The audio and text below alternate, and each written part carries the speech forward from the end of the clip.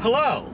In a prior video, linked above, we showed you how you can use an electrical connection at a campsite to power your F-150 Lightning. Just like you do at home, you can power not only your campsite and everything you use at the campsite, all your lighting and cooking, but also you charge overnight, just like you do at home, and you wake up in the morning with a full charge ready to go for the next day.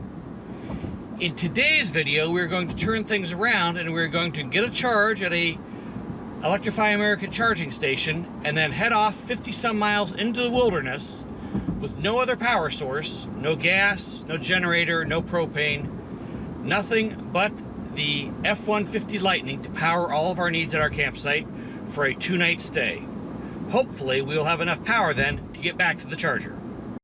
Welcome back to E-Hermes, your electric adventure travel channel. Please remember to subscribe, hit the like button, and hit that bell button to be notified of our upcoming content. We are at an 80% state of charge as we get ready to head into the abyss. No more fast chargers, no more level 2 chargers. I imagine I might find a 110 volt outlet somewhere, but that's not going to do much. I've reset the trip meter. It says we have 246 miles of range. We'll see how accurate that is.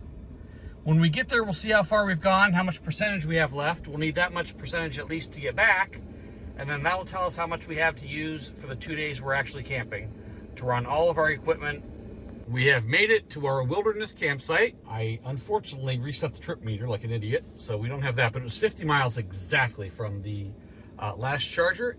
It took 16% of the battery to get here, which means in theory it'll take 16% to get back. Actually, we're way up, much higher in elevation now, up on top of a really big hill, and the charging station is not.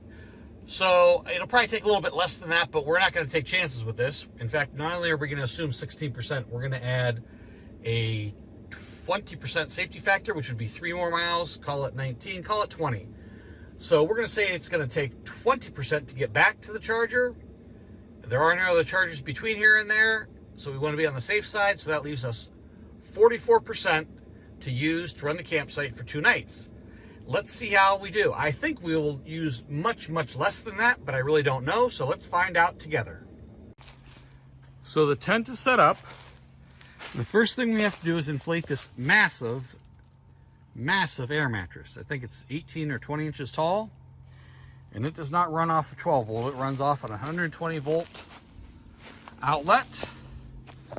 So we will go to our Pro Power on board.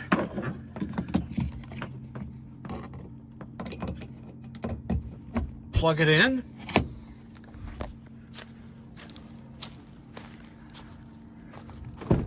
Go into the truck. It says Pro Power on board. The bed outlet cover is not shut. Supply power to the bed outlets? Well, yes, please. The vehicle power down timer is off. The vehicle will run to supply power to the outlets until the Pro Power reserve setting is reached. Now, we said we want a 20% reserve, so I have to set that. We're going to close this for the moment. And now we should have power. You will see the indicator light is lit, indicating we have power back here.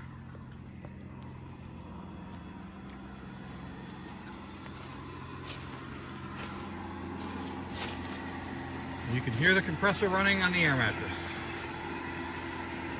The Pro Power Reserve changes in increments of 5. If we have a 320 mile range, theoretically, 20% 640, we're going to go to 65. Close enough. It will run the outlets as long as the truck is in the on position, which seems kind of strange in an electric vehicle. It doesn't really do anything except run whatever is turned on at the time. As long as it's in that position, the outlets will continue to provide power until we reach 65 miles of range, and then they will shut off so that we are guaranteed enough power to get back to the charger. So here's our cooking setup. We have our electric Weber grill. We have our 2 electric hot plates. Everything being run off the Pro Power on board. And we still have the other extension cord that we use to blow up the air mattress if we need to plug anything else in. Now, this is just the outlets in the bed. There are also additional outlets on additional circuits in the frunk. The frunk is where we store our cooler that someday I would like to look into trying to get a refrigerator that would fit in this space and plug into the outlets that are over here in the front, as I say, on a separate circuit from the ones in the back, so we're not going to overload anything. Here's our campsite in general. Our daughter and granddaughter have made their way here, and our son-in-law, I don't know if he's staying or not, but I think our granddaughter's staying the night with us. So as I say, everything electric. There's an electric lantern inside the screen house. The one thing I can't do electric is you can't make s'mores over an electric fire. I'm sorry. All right, we got the chicken breasts on the grill. That's drawing some energy there, as hot as those are. And I think she's getting ready to start the, what are we having? Black beans and green beans.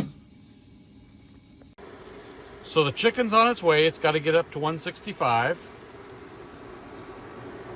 The green beans are at 175. Oh, these are both at 175. And last I looked, we had not even used 1% yet, but with all this cooking, we're probably down to... Actually, we have now used 1%. I can see the screen through the back window. The days are pretty long this time of year, so it isn't getting dark yet. But if it were, we'd be able to see what we're doing. It's got really good lights in the bed, above the bed.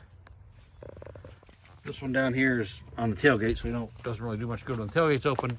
On the running boards, and then there's some separate ones on the mirrors that'll shine out kind of where the tent is. Now that dinner is over, it's time to do the dishes. So Mrs. E-Hermes will be heating water on the induction hot plates. And then we'll be putting some of the hot water into the cold water, and then we rinse in this bucket over here. We only use biodegradable camp soap as well.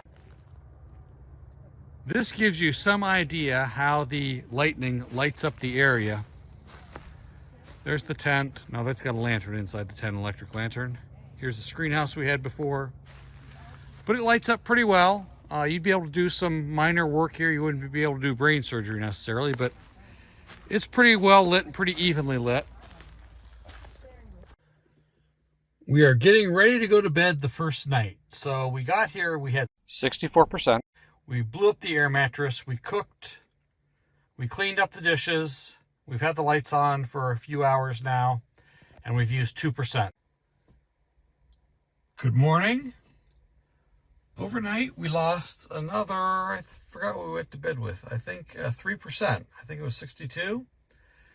So overall, we have lost 5% in about 18 hours. We're going to make breakfast and coffee. The coffee maker takes a lot of electricity, I know that, for a short time though. We'll see what we do, but it looks like I would say for a day, maybe I'm going to guess we're going to lose 8% altogether, but we will have to see. Here we are, brewing the first cup of coffee for the day. Got it plugged into one of the multiple outlets here in the bed. So I was a little bit of a klutz, and I spilled some of the water and I dumped it into the skillet to heat for the dishes. But the nice thing about the induction hot plate is that it doesn't really get hot, so the water doesn't really affect it. And it just rolls off. It's probably not great to get it saturated like that, but we'll just let it go. We'll wipe it off when we're done before we put it away. So now we've done breakfast and we're ready to go on with our day. We normally do not cook for lunch, but the granddaughter decided she wanted macaroni and cheese. So we went ahead and cooked that, boiled the water for that, washed the dishes. We've now gone through one complete cycle. We've done setting up the camp, dinner, coffee, breakfast, and lunch, cleaning up after each one, and we have used 8% of the battery. Tonight, I will be sleeping in the truck, leaving the climate control on, and we will see how much we use there. Tonight, we have black beans cooking on this induction hot plate, fresh corn on the cob in this one, and on the grill, 2 boneless steaks. Oh yeah. Now, because of our remote location, there will be no winery on this E-Hermes trip. However, we thought ahead and brought some from home, our favorite Johnson Estate. The Pro Power on board also monitors your usage. You can see right now in the back, we're using 1,570 watts. In the front, we're using less than 90. I actually think we're using 0. And in the back, in the cab, we're using 150 watts. I have the 2 hot plates on and the grill on broil. So That's a pretty good draw in the back. It is evening of the second night. We're down 12% from when we started. All we have left tomorrow is breakfast and coffee. Tonight we have the lights and a few other things on. I will be sleeping in the truck tonight with the climate control on. Good morning again. Welcome to morning 2 of our camping trip out in the wilderness. We slept much better overnight in the truck with the climate control on, but at a price. We went to bed with 52% state of charge, woke up this morning with, well, it just changed, 45. So we lost between 7 and 8% of charge. I am making coffee already, so that might have done it. I don't think we'll lose much more, maybe down to 40. We can go as low as 20 and not have any risk getting back. But running the climate control overnight all night, and the lights, I have to figure out a way to turn the interior screens off because it seems like they're drawing a lot. Anyhow, overnight seems to draw more than I would have expected. The cords are all stowed. The camp is put away. We're ready to head back to the charger. We are all packed up and put away, and with some excellent spotting by Mrs. E-Hermes, we made about a 500-point turn. Got the truck turned around. We're ready to head back to the charger with 43% state of charge on the battery. We have driven the 50 miles back to civilization and our DC fast charger at Electrify America. It only took 15%. It took 16% to get here. I believe that's because the campsite was up on a ridge. In fact, I gained 1%. I left the campsite at 43%. Briefly went to 44% when I got to the river bottom. And then we used that climbing back up the other side. But this elevation is about 500 feet lower than where we were camping. So that's probably the difference between going and coming back. So while we were camping, we used 21% of the battery in about 2.5 days. A good bit of that was last night because I ran the climate control all night. Although I will say it was not particularly hot and we were in the woods. So if we'd have been out in a sunny place and running the air conditioner, it probably would have taken a little bit more. We were able to camp without any connection, any hookup, get there, get back, use it, still have 28% left. And we only started with 80%. So if we'd have charged 100%, we'd have almost half a battery left. So you could probably go about 4 days. Of course, the variation is going to be how far you're going from the charger, how long you're going to stay, what the weather conditions are. But it's very doable, and I think the Pro Power onboard is definitely underrated and underutilized, and something that I think we're going to be hearing a lot more about in the future. We hope you've enjoyed this video. Please remember to subscribe, hit the like button, and hit that bell button to be notified of our upcoming content. Thank you.